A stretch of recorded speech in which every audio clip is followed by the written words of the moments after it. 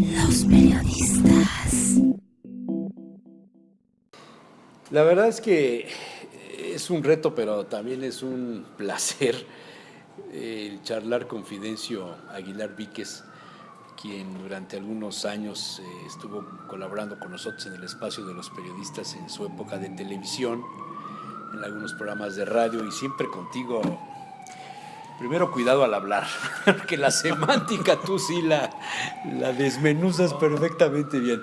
Pero por otro lado siempre salen ópticas y temas y ángulos de análisis. Con un filósofo no es lo mismo que hablar con un matemático o con un economista o un arquitecto o un antropólogo. Tal vez el antropólogo se acerque más a tus disciplinas de la filosofía. Sí, puede ser. Pero cuando entra uno en temas de moral, del deber ser, de la concepción del ser humano, de su dignidad, de su entorno, etcétera, pues no hay como el sociólogo y el filósofo, ¿no?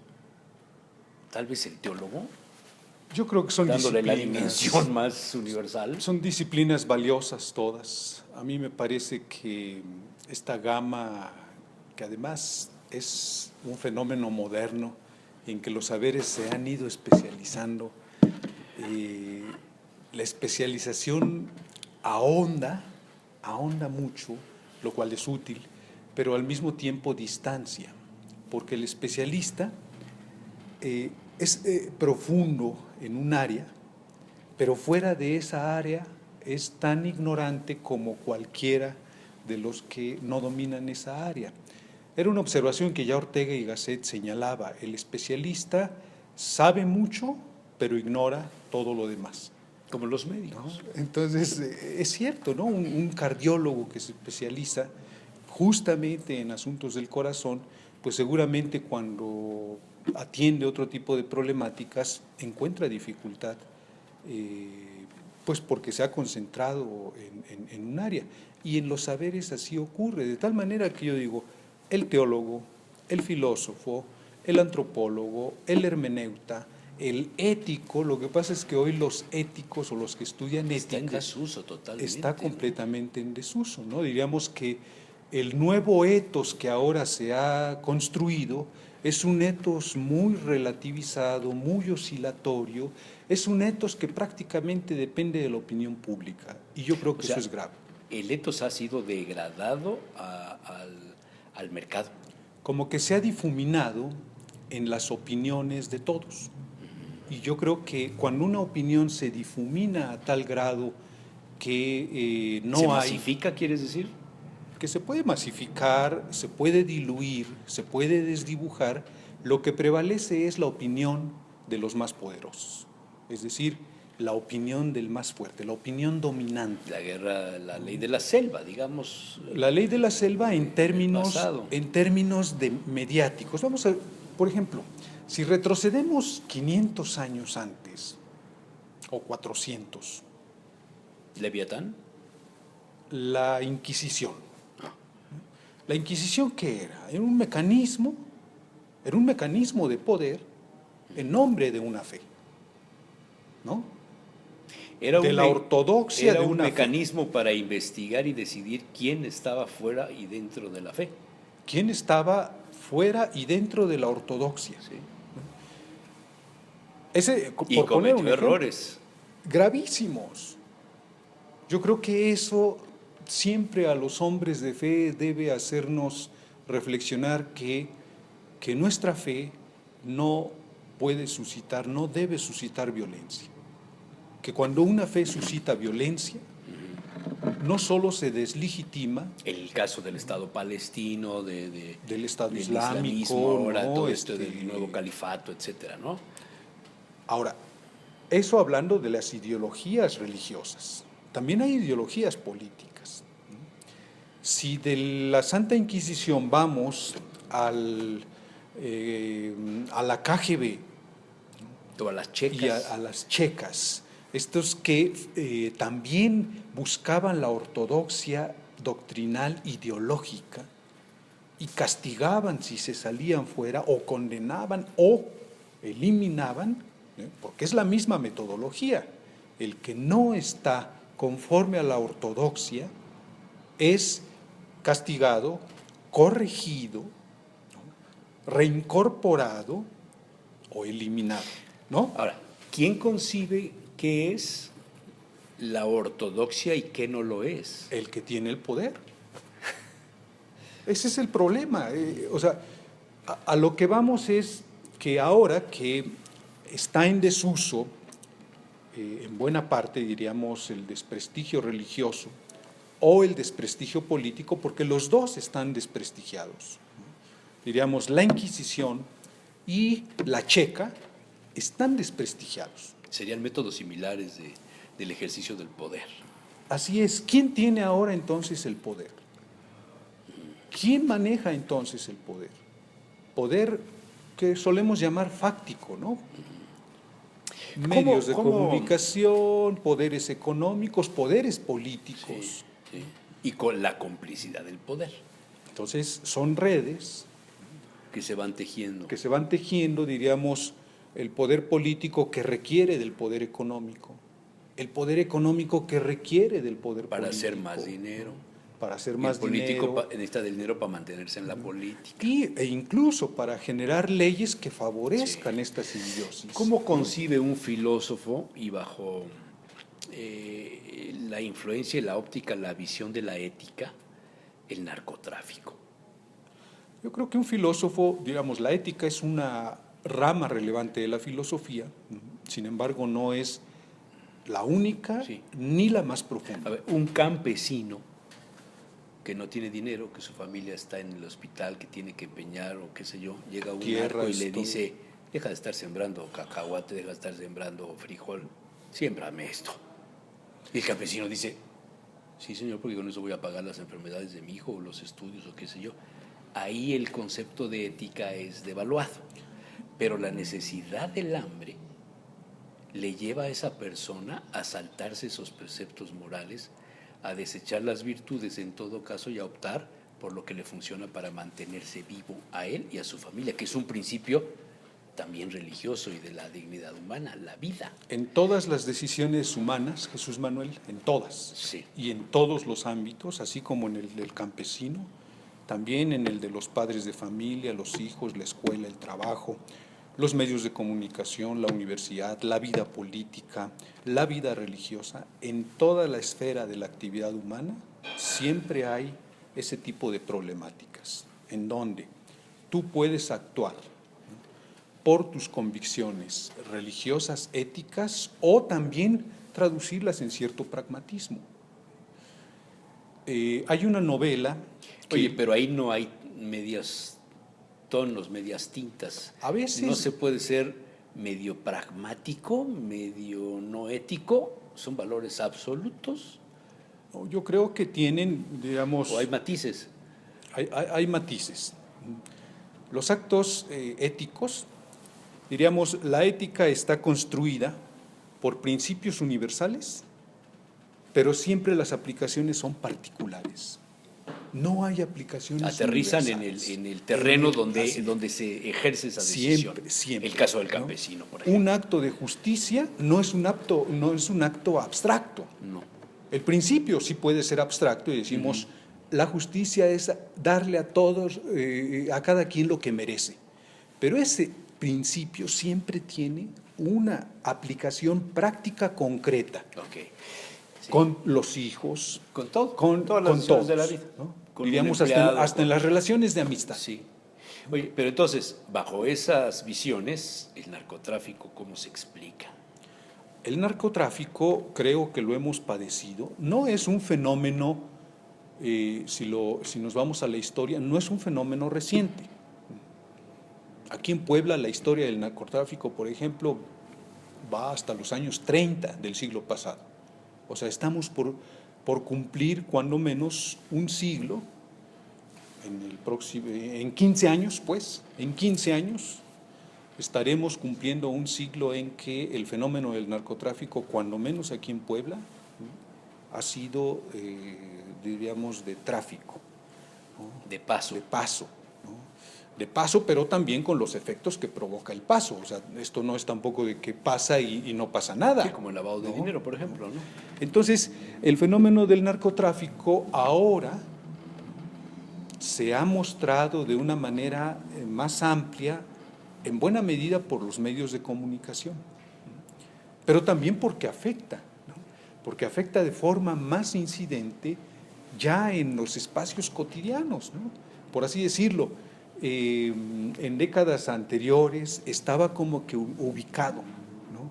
Cierta zona, cierto espacio, cierto ámbito, y hoy pareciera que ha inundado todos los espacios, ya no nada más aquellos espacios del bajo mundo, sino que ahora está en espacios cotidianos, escolares, incluso hasta de la alta sociedad, vamos a decirlo así. Principalmente. ¿No? Porque la droga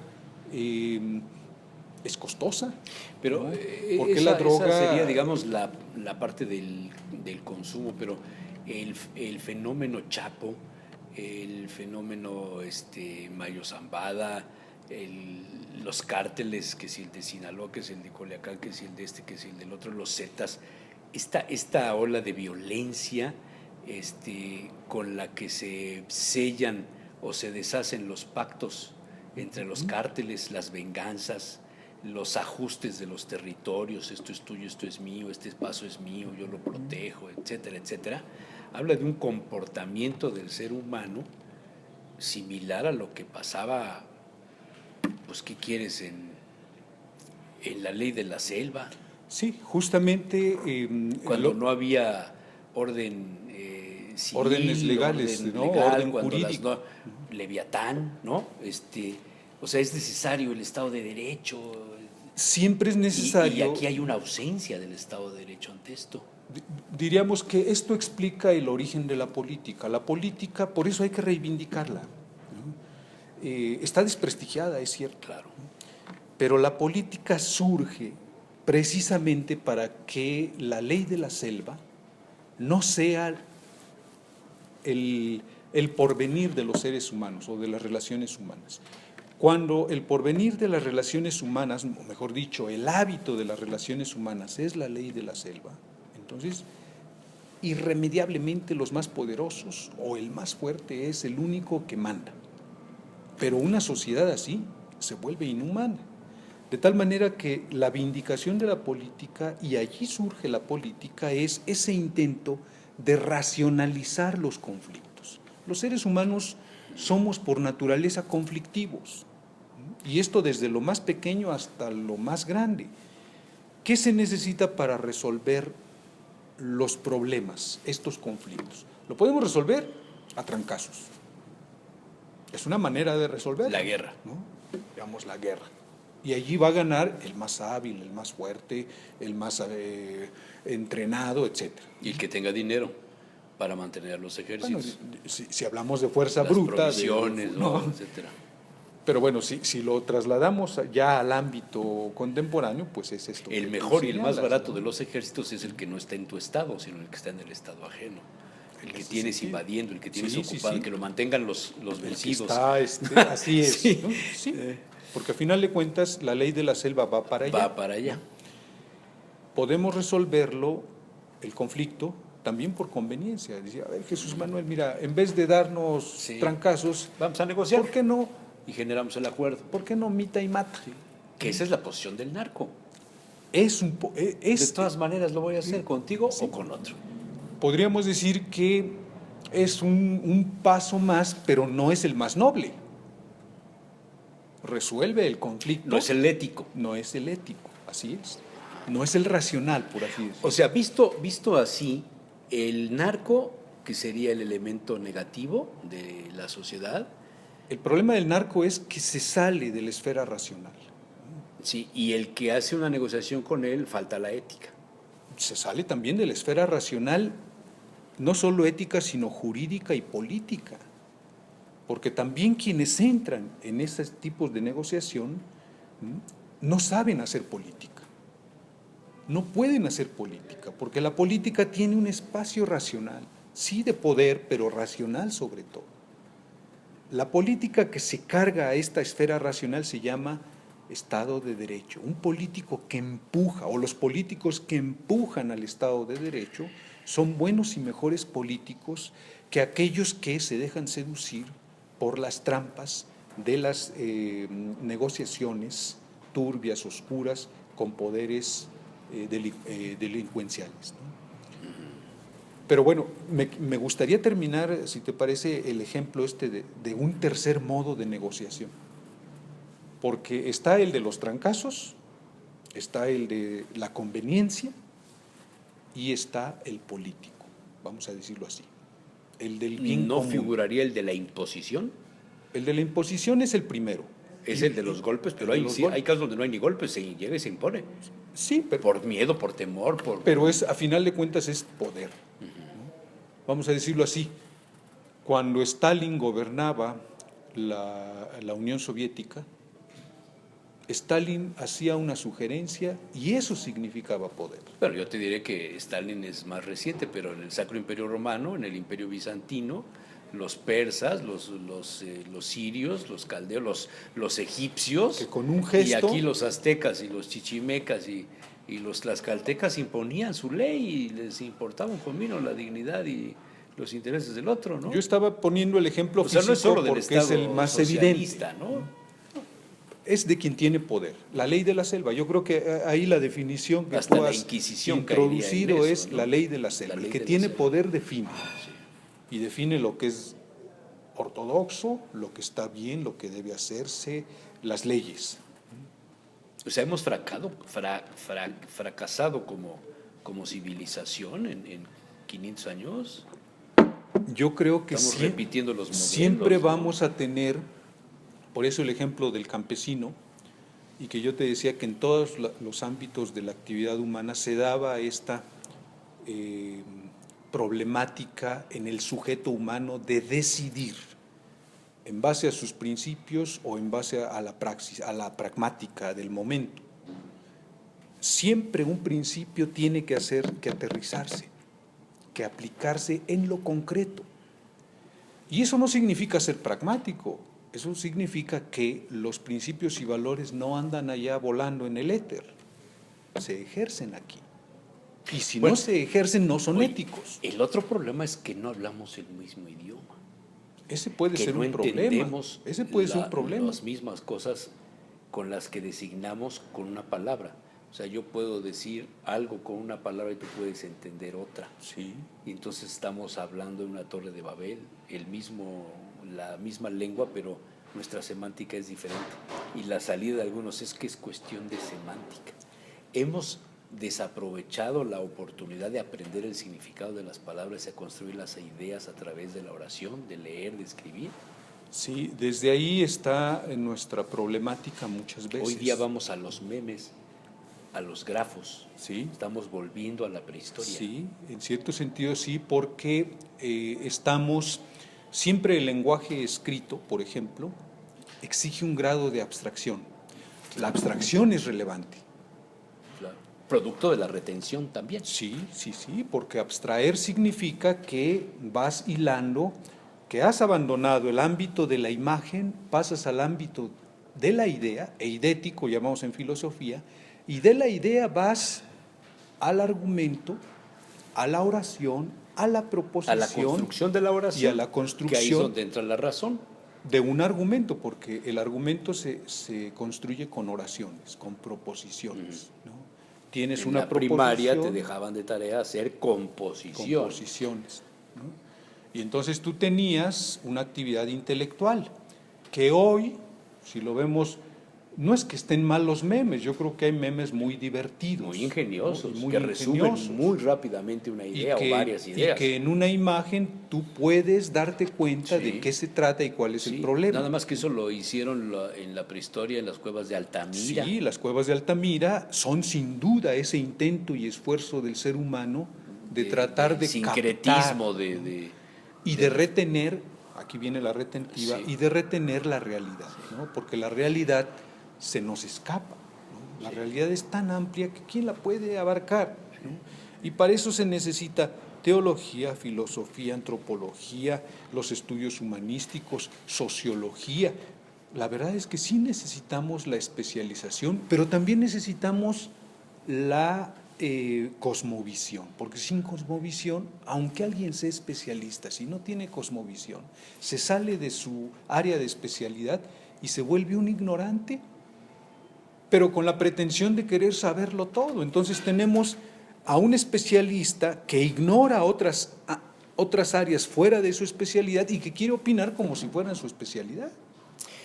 Si te preguntara la realidad de la clase política, la de hoy comparada con la de la post-revolución mexicana, y a su vez estas dos comparadas con el movimiento de las leyes de reforma cuando Juárez separa el Estado de la Iglesia, o la Iglesia del Estado, mejor dicho, y comparados estos tres con el movimiento de independencia, y estos cuatro escenarios o estas cuatro maneras de hacer política con la conquista, con la sumisión a las tribus mesoamericanas, esta visión de Hernán Cortés o de sus capitanes, algunos con un proceder y otros con otro, ¿no? Hubo de todo en aquel momento. Todo, sí. ¿Ha cambiado en algo la manera de hacer la política? Hay un ejemplo muy interesante que es Juan de Palafox y Mendoza, como político y como hombre de Dios. Religioso. Y tal vez pasa, como político pasa más, trasciende más en su momento. Y yo creo que las dos. Sí, luego la otra, ya que se descubren una serie de cosas de sus cartas y todo aquello. Pero como ejercicio de poder fue un ejercicio muy diferente a lo que se había visto hasta ese momento en la Nueva España. Entonces, finalmente es el hombre, ¿no? Finalmente, genéticamente traemos cargas, tú, yo y los que vengan adelante de nosotros y los que estuvieron atrás de nosotros, traemos cargas genéticas de cientos de miles de años, ¿no? A mí me gusta un texto de Jacques Maritain. Jacques Maritain, porque el texto se llama Filosofía de la Historia y creo que tiene que ver con la pregunta que formulas, ¿no? Porque, como él dice, sí hay una evolución positiva. No es lo mismo la sociedad que vivimos ahora, en la que podemos caminar sin necesidad de andar armados, cuando menos tú y yo, a hace 5,000 años, en el que si encontrabas a otra tribu distinta de la tuya, entrabas en guerra. Diríamos, o en la época en la que la ballesta fue prohibida por la Iglesia porque se consideraba un arma sin control, ¿no? Un arma del demonio. Fin, ¿no? Diabólica. Por la precisión, ¿no? La fuerza, todo, ¿no? Entonces, en ese sentido, si comparamos 5 siglos, sí hay cambios. Nos hemos racionalizado más.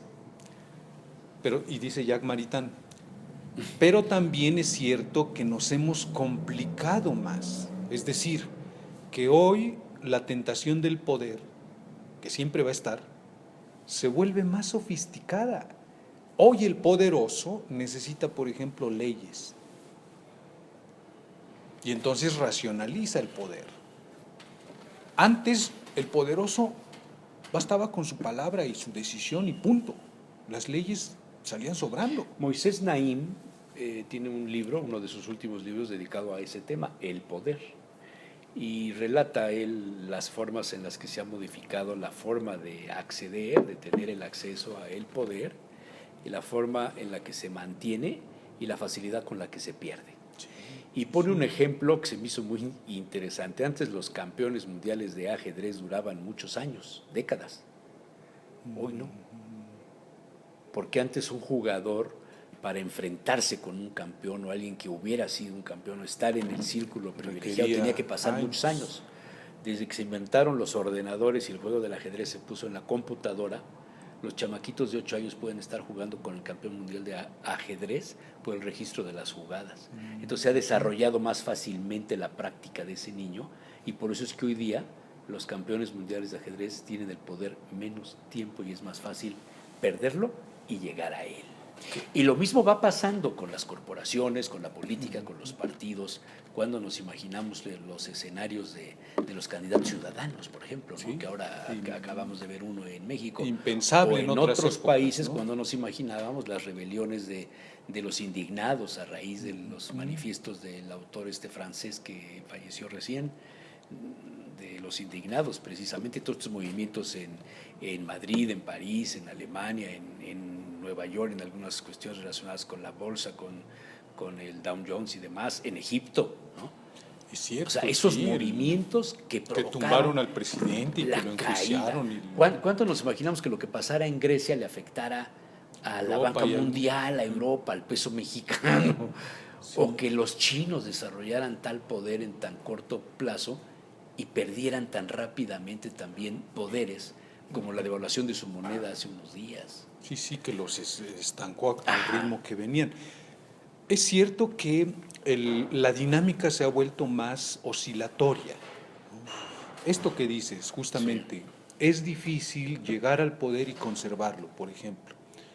Es difícil aún en el terreno deportivo, esto lo podemos ver en el terreno deportivo inclusive, ¿no?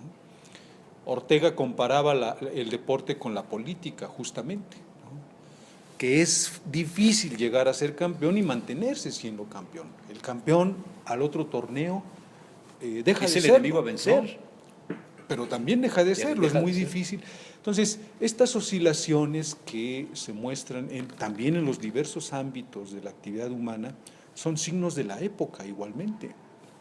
La interconexión que tenemos, le jalas un hilito por aquí y repercute por allá, lo que podríamos llamar el efecto mariposa, ¿no? De un área a otra área, creo que también aplica para esto que tú señalas. Estamos interconectados, esa es una realidad, no podemos negarla, y si pensamos que esa interconexión nos va a salvar, yo creo que no estamos apreciando bien la realidad, ¿no? Muy Es interesante. complejo, pero finalmente me parece que lo que puede aportar la filosofía en términos generales es ir entendiendo estos segmentos, ¿no? De manera general, ¿no? La filosofía, su estudio, su aplicación a nuestra vida cotidiana puede generar felicidad. Siempre los seres humanos buscamos la felicidad, y la filosofía también te da una satisfacción, si no de ser feliz, cuando menos de intentar serlo, y la conciencia de ser libre más que feliz. Yo creo que eso es una gran satisfacción, ¿no? La felicidad siempre será como una estrella, dice Ortega, una estrella que solo orienta, pero que se vuelve inalcanzable, pero no deja de orientar, ¿no? Las estrellas siempre orientan. Ortega, Ortega y Gasset, el filósofo. porque hay un sí. filósofo también, Ortega con H. No, este es Ortega Este y es Gasset, Ortega, es bueno, el gran español, español. ¿no? Qué interesante. Que tiene una gran tradición, Sí. No solo en España, humanista, ¿no? en Y sobre América todo Latina y en México. En Iberoamérica y en habla Iberoamérica, hispana, ¿no? en Que habla es- hispana, Que es así otro es. tema también. Sí, ¿no? que La yo manera creo- de explicar las cosas en español es muy diferente de explicarlas en alemán o en ruso. Él decía que la filosofía se hacía en alemán, ¿no? Los grandes filósofos y teólogos modernos han sido alemanes. Han sido ¿no? alemanes, pero yo creo que Ratzinger, por ejemplo, tienes ahí Ratzinger, uno, ¿no? Que es muy interesante. ya habrá momento de hablar de él, ¿no? Platicar de Ratzinger, claro. Pero creo que hay que añadirle, y el propio Ortega lo dejó así, pero para explicar hay que hacerlo en español. En español. Muy bien. Fidencio, Mucho gusto. momento muy feliz haber charlado contigo No, con de todo estos gusto, asuntos. Jesús Manuel. Ojalá y repitamos, porque andabas alejado, perdí tu teléfono. Sí, Y oye, bueno, nos pero encontramos bueno, ahí, ya estamos aquí ya sentados, estamos ¿no? aquí, y me parece que A podemos retomar hacerlo con estos todo temas. gusto. Con Está todo bien, gusto. muchas Jesús gracias. Manuel. Muy interesante. Otro asunto totalmente diferente a lo que venimos platicando en estos programas hoy con Fidencio Aguilar Víquez. Muchas gracias, Fidencio. No, al contrario. Los periodistas.